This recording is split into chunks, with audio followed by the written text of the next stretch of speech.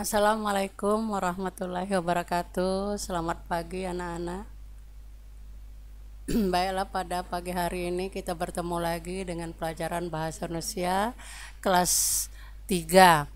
Baiklah anak-anak, sebelum Ibu lanjutkan pelajaran, Ibu sampaikan pesan ini, yaitu kita harus menjaga protokol yang telah diberikan oleh pemerintah, yaitu jangan lupa kita memakai masker, mencuci tangan, dan menghindari daripada kerumunan. Anak-anak, baiklah, Ibu akan menjelaskan kembali tentang cerita inspiratif anak-anak. Di sini Ibu akan menjelaskan tentang strukturnya. Strukturnya yaitu yang pertama orientasi. Apa yang dimaksud dengan orientasi di sini? Ibu akan jelaskan kembali karena pelajaran-pelajaran minggu lalu Ibu telah berikan, ternyata kalian masih kurang mengerti. Jadi pada pagi hari ini Ibu berkesempatan menjelaskan kembali supaya kalian paham betul apa yang dimaksud dengan struktur di dalam cerita inspiratif. Yang disebut dengan orientasi adalah merupakan bagian awal dari suatu cerita yang berisi pengenalan tokoh, latar, dan konflik atau sebagai pengantar sebuah cerita. Di sini ceritanya adalah cerita inspiratif. Yang kedua yaitu perumitan masalah. Apa yang dimaksud dengan perumitan masalah? Perumitan masalah adalah peristiwa yang merupakan kisah tokoh dan awal dari peristiwa menuju konflik atau puncak cerita di dalam cerita inspiratif. Yang berikutnya yaitu strukturnya yaitu 3 komplikasi. Yang disebut dengan komplikasi anak-anak adalah yang merupakan puncak cerita yang menjadi inti cerita atau kisah cerita yang menjadi inspiratif, komplikasinya puncaknya. Yang keempat, Ibu lanjutkan yang disebut dengan resolusi anak-anak. Di dalam strukturnya ada istilah resolusi. Apa yang dimaksud dengan resolusi? Resolusi adalah merupakan bagian yang berisi pemecahan masalah. Resolusi adalah peristiwa yang menyadarkan tokoh tentang kebaikan-kebaikan. Karena cerita inspiratif di sini adalah yang mengandung tentang kebaikan anak-anak ya. Yang kelima adalah koda. Koda adalah merupakan bagian penutup cerita berisi kesimpulan pesan moral atau amanat yang disampaikan di dalam cerita tersebut. Bagaimana anak-anak? Boleh Ibu lanjutkan? Ibu lanjutkan kembali. Di sini ada contoh cerita inspiratif dan strukturnya. Judulnya Relawan Difabel. Di tengah pandemi virus corona, banyak hal yang bisa dilakukan agar tetap produktif seperti dengan bekerja dari rumah. Seperti kalian ya, mengerjakan tugas-tugas apa yang diberikan oleh guru itu bisa di rumah. Ibu lanjutkan, membuka donasi melalui berbagai platform, menjadi relawan, bahkan melakukan aksi sosial untuk membantu memenuhi kebutuhan sesama, terutama kepada mereka yang terpaksa berhenti bekerja akibat pandemik ini. Kasus bertambahnya orang yang terjangkit virus corona membuat masyarakat tergerak hatinya untuk membantu para tenaga medis berjuang melawan virus corona dengan membuat APD atau alat pelindungan diri. Kisah relawan difabel bernama Putri tengah menjadi perbincangan media Malaysia. Usai videonya yang sedang menjahit alat pelindung diri menggunakan mesin jahit diunggah ke taman media sosial yang membuat netizen terharu. Ia menjahitnya tidak menggunakan tangan melainkan dengan kaki. Putri merupakan penjahit yang berkebutuhan khusus karena tidak memiliki tangan.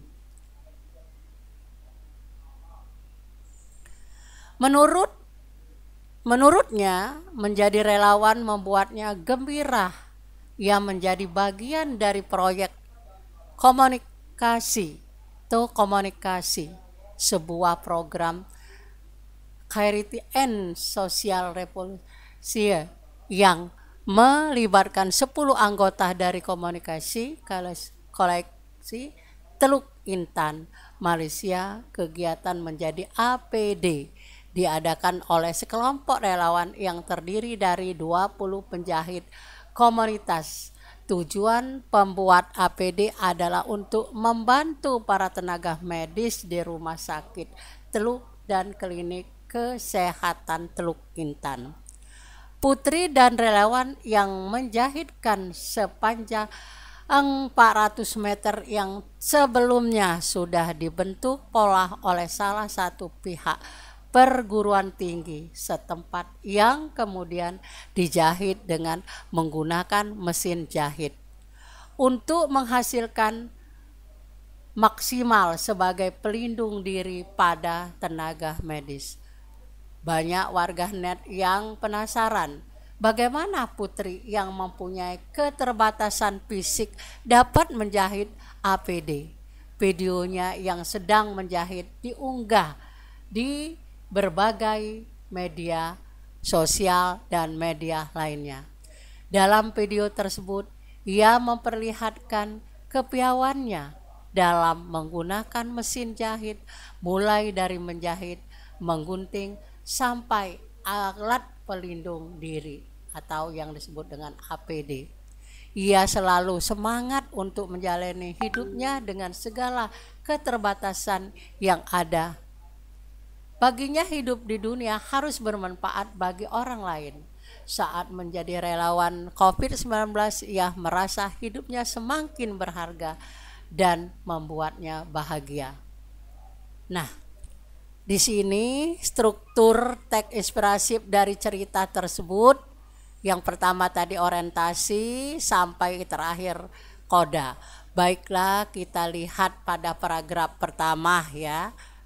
Jadi kalau kalian disuruh mengidentifikasi strukturnya dalam sebuah cerpen, maka caranya yang pertama kalian akan mengidentifikasi orientasi. Ya, orientasi apa, pengertian orientasi tadi? Maka kita lihat orientasi pada paragraf pertama dan kedua. Di tengah pandemik virus corona, banyak hal yang bisa dilakukan agar tetap produktif, seperti dengan bekerja dari rumah, yaitu membuat donasi melalui berbagai poltron, menjadi relawan, bahkan melakukan aksi sosial untuk membantu memenuhi kebutuhan sesama, terutama kepada mereka yang terpaksa berhenti bekerja akibat pandemik ini. Kasus bertambahnya orang yang terjangkit virus corona membuat masyarakat tergerak hatinya untuk membantu para tenaga medis berjuang melawan virus corona dengan membuat APD atau alat pelindung diri. Ini orientasinya ya anak-anak, contoh dari cerita tersebut, yaitu terdapat pada paragraf pertama dan kedua. Yang kedua, strukturnya adalah perumitan masalah. Perumitan masalah bisa kalian lihat pada paragraf 3 dan 4. Yaitu kisah relawan difabel bernama Putri tengah menjadi perbincangan media Malaysia usai videonya yang sedang menjahit alat pelindung diri menggunakan mesin jahit diunggah ke laman media sosial yang membuat netizen terharu. Ia menjahit tidak menggunakan tangan melainkan dengan kaki. Kalian bisa bayangkan bagaimana sulitnya, tapi bagi Putri ini tidak merupakan halangan untuk berkarya, membela atau membantu orang lain. Ibu lanjutkan, Putri merupakan penjahit yang berkebutuhan khusus karena tidak memiliki tangan. Menurutnya, menjadi relawan membuatnya gembira. Ia menjadi bagian dari proyek komunikasi sebuah program Charity and Social Revolution itu yang melibatkan 10 anggota dari komunikasi kolektif Teluk Intan Malaysia. Kegiatan menjadi APD diadakan oleh sekelompok relawan yang terdiri dari 20 penjahit komunitas. Tujuannya membuat APD adalah untuk membantu para tenaga medis di rumah sakit Teluk dan klinik kesehatan Teluk Intan. Ini struktur yang kedua, yaitu perumitan masalah. Yang ketiga, struktur dalam cerita tersebut adalah komplikasi. Komplikasi ini terdapat pada paragraf 5 anak-anak, yaitu Putri relawan hanya menjahit kain sepanjang 400 meter yang sebelumnya sudah dibentuk pola oleh salah satu pihak perguruan tinggi setempat, yang kemudian dijahit dengan menggunakan mesin jahit untuk menghasilkan hazmat sebagai pelindung diri pada tenaga medis. Ini komplikasinya ya, permasalahan puncaknya terdapat pada paragraf yang kelima. Yang keempat ini sudah agak menurun, itu ya strukturnya adalah resolusi. Resolusi ini terdapat pada paragraf ke-6 anak-anak. Banyak warga net yang penasaran bagaimana Putri yang mempunyai keterbatasan fisik dapat menjahit APD. Videonya yang sedang menjahit diunggah di berbagai laman media sosial dan media lainnya. Dalam video tersebut, ia memperlihatkan kepiawaiannya dalam menggunakan mesin jahit, mulai dari menjahit, menggunting, sampai alat pelindung diri APD. Ia selalu semangat untuk menjalani hidupnya dengan segala keterbatasan yang ada. Ibu lanjutkan lagi strukturnya yang kelima anak-anak. Yang terakhir adalah koda. Kodahnya ini penurunan atau penyelesaian masalah, yaitu terdapat pada paragraf yang ke-7 anak-anak. Baginya hidup di dunia harus bermanfaat bagi orang lain. Selain menjadi relawan COVID-19, ia merasa hidupnya semakin berbahagia dan membuatnya bahagia. Nah, itulah yang Ibu sampaikan ya, pengertian-pengertian struktur di dalam cerita inspiratif. Ini ada tugas yang harus kalian kerjakan ya. Di sini tugasnya kamu menentukan struktur cerita tersebut. Ceritanya yang berjudul Perjuangan Seorang Ayah.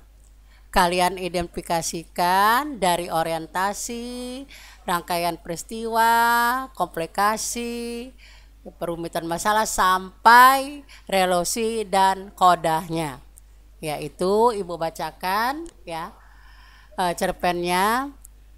Orang tua pasti akan melakukan apa saja dan selalu berjuang demi anaknya. Begitu juga dengan kisah ayah yang satu ini. Ayah tersebut bernama Surya Saputra yang mempunyai 2 orang anak. Surya bersama keluarganya tinggal di desa bagian timur India. Ibu sengaja ini mengambil cerita dari luar ya, biar semangat kalian untuk membacanya. Kalau cerita-cerita Indonesia itu banyak sekali contohnya. Ibu lanjutkan, ia dan keluarganya bahkan menjadi satu-satunya keluarga yang masih tinggal di desa Gumsahi, negara bagian Orissa, bagian timur India karena orang lain sudah pindah ke desa lain yang memiliki akses jalan dan fasilitas yang lebih banyak. Kedua anak Surya tersebut di kota yang berjarak sekitar 10 kilometer dari tempat tinggalnya. Anak-anaknya harus melewati medan yang terjal dengan mendaiki 5 bukit dan butuh waktu 3 jam untuk sampai ke sekolahnya. Sehingga anaknya sulit untuk pulang setiap hari, setiap akhir pekan, apalagi untuk pulang pagi setiap hari. Surya sangat ingin untuk hidup bersama dengan kedua anaknya itu setiap hari. Namun karena keadaannya yang serba sulit, Surya harus rela membiarkan anak-anaknya untuk menuntut ilmu di tempat yang jauh dan bertemu dengan mereka setiap akhir pekan. Karena keinginannya terus, akhirnya ayah dua orang anak ini memutuskan untuk membuka jalan baru. Dengan peralatan sederhana seperti linggis, kapak, ia membuka jalan dengan rute yang lebih mudah. Ia memotong batu dan menyingkirkan batu-batu besar. Kegiatan membuka jalan ini telah dilakukannya selama 2 tahun terakhir. Ia memulai pekerjaan setiap pukul 6 dan bekerja selama kurang lebih 8 jam setiap harinya. Hingga saat ini Surya sudah berhasil membuat jalan sepanjang 8 km yang menurut laporan reporter media lokal yang dilansir dari BBC India, jalan tersebut bahkan bisa dilewati kendaraan. Surya berharap jika jalan yang dibuatnya sudah jadi, kedua anaknya bisa pulang lebih sering di akhir pekan atau saat liburan sekolah tiba. Aksi perjuangan ayah satu ini menarik perhatian masyarakat dan pemerintah India. Surya sangat peduli terhadap kelestarian lingkungan. Selama pembangunan jalan tersebut, ia selalu berusaha agar tidak ada pohon yang ditebang. Kerja kerasnya membutuhkan hasil. Ia diberikan upah oleh pemerintah dan untuk 7 km rute yang belum diselesaikannya untuk mencapai sekolah sang anak akan dilanjutkan oleh pemerintah. Dari perjuangan Surya, kita bisa mengambil pelajaran bahwa keluarga adalah harta yang paling berharga dan ayah merupakan pahlawan tanpa tanda jasa yang rela berjuang dan berkorban demi kesuksesan anak-anaknya. Inilah yang Ibu bisa bacakan. Kalian nanti identifikasilah cerpen yang Ibu bacakan tadi, yaitu struktur-strukturnya. Ibu kira hanya sampai di sini pertemuan kita pada pagi hari ini. Ibu tutup dengan Assalamualaikum warahmatullahi wabarakatuh.